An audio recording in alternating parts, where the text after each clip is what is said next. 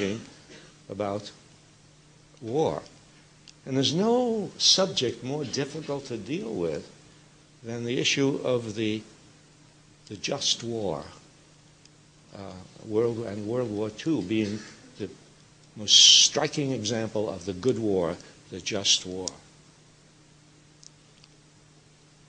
And I suppose all that I'm trying to do but I refuse to simply remain silent in the face of that general acceptance of World War II. Because I believe that if you can question the best of wars, and this was the best of wars, if you can question the war that has the greatest amount of goodness attached to it, then what can you say about all the other wars that have followed since, where you can hardly find a glimmer of goodness in them? So even though, at a certain point I stop arguing about World War II as a just war and good war, okay, let's put that aside. But let's not let the glow of idealism that surrounded World War II, and which led so many people to support it and to still believe it's a good war, which led me to volunteer for the Air Force, let us not allow the glow of World War II to be passed over to all the ugly wars that we have fought since then. And let not World War II be used as an analogy to persuade people to go to war, because that you probably know that's how it is used. Whenever we have gone to war since World War II, we've always likened the enemy to Hitler. We've always and if there were people who said we shouldn't go to war, we've likened them to Chamberlain and to the idea of appeasement and Munich, and all the World War II images are brought up to plant on the current war to give it the kind of credibility that World War II had, so that Ho Chi Minh becomes Hitler, and Noriega becomes Hitler, and Saddam Hussein becomes Hitler, and the idea, of course, is to persuade people by drawing on that emotional connection that we are in a good war. Well, one of the things that happened to me, to my thinking after the war, after World War II, was that I began for the first time to be conscious of what war does to human beings. I was not aware of that while I was dropping bombs on towns in Europe. When you drop bombs from 30,000 feet, which is what we were doing, I was in a B-17, 6 miles high, dropping bombs. You don't see anybody down below. You don't hear screams. You don't see any blood. You don't see kids with their arms torn off. No. You're just hitting a target. You're doing your job. You come back, and we hit our target. That's great. Don't know what you're doing. I didn't start to think about that, actually, until I read John Hersey's book on Hiroshima. He went to Hiroshima and spoke to the survivors. You can imagine what the survivors of Hiroshima looked like. People who were blind, people without limbs, people with skin that you couldn't bear to look at.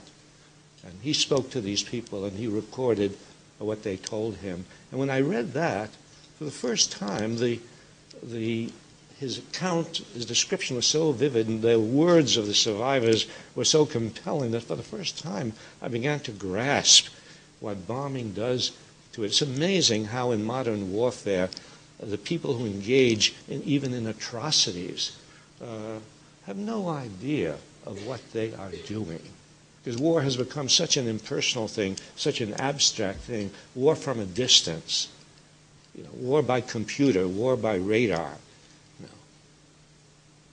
And so for the first time, I began to think about the bombing raids I had gone on. And began to think about who are the victims of these. And began to think of how we dropped bombs. These weren't, and we were supposed to have talk about smart bombs. We were supposed to have smart bombs because we were using something which had a lot of great reputation, something called the Norden bomb sight. Supposed to be very accurate. And so the impression given to the public was, oh, this is precision bombing, just as the impression given to the public today about the wars, the bombings that we do, oh, precision bombing, smart bombs. When you hear that, don't believe it. The nature of bombing is not to be precise. The nature of bombing is to be indiscriminate, however sophisticated the equipment is.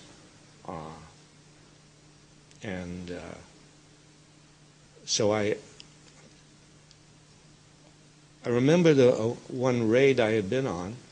In fact, it was the last bombing raid of the war, at a time when we thought our bombing missions were over, because the war was just a few weeks away. The war was just a few weeks away, and yet we were awakened in the middle of the night and sent out to briefings and so on, and told we were going to bomb a little town on the Atlantic coast of France, a town called Royan.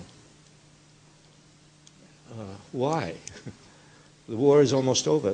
There are German soldiers, several thousand German soldiers there around the town of Royan.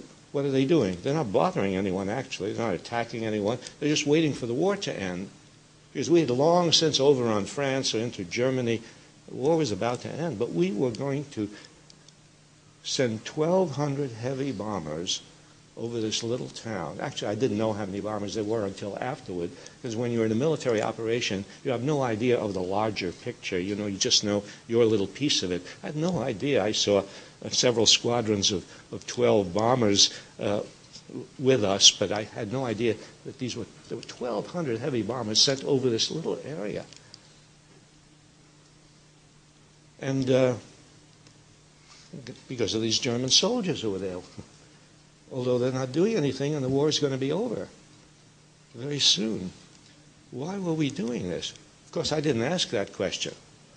When you're in the military, and this is one of the things I realized and thought about later, when I asked, well, why didn't I speak up? I didn't even think about speaking up. It didn't even occur to me.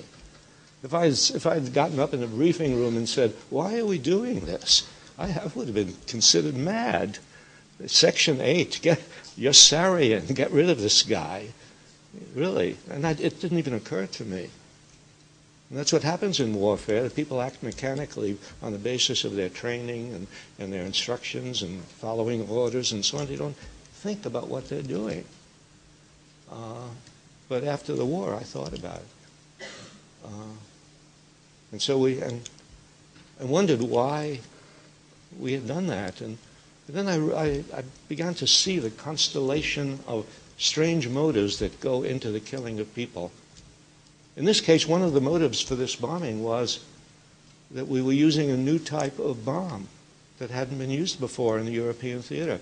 They told us you're going to in your bomb bay, you're not going to have the usual demolition bombs. You're going to have 3,100-pound canisters of jellied gasoline. That was napalm. The first use of napalm in the European theater. So later I realized, one of the ways that atrocities take place, one of the reasons for atrocities, is that they're always trying out new weapons, and they're perfectly willing to kill people to experiment with new weapons. And there were other reasons, of course. Have another bombing raid, there'll be more medals. You know, another notch in the military heroism of World War II.